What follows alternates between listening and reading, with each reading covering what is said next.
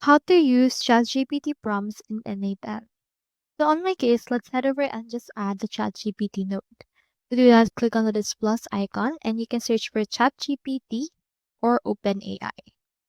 Let's choose this one. And you can choose right here the text actions, image actions, and the links. I want to message a model and use right here a specific node. So let's click on this right here. Just click on this credential and click on this create new and then connect your ChatGPT.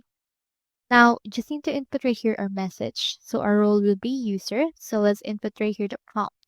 Just need to input right here the ChatGPT prompt that you want to use. Like for example, summarize the content of this.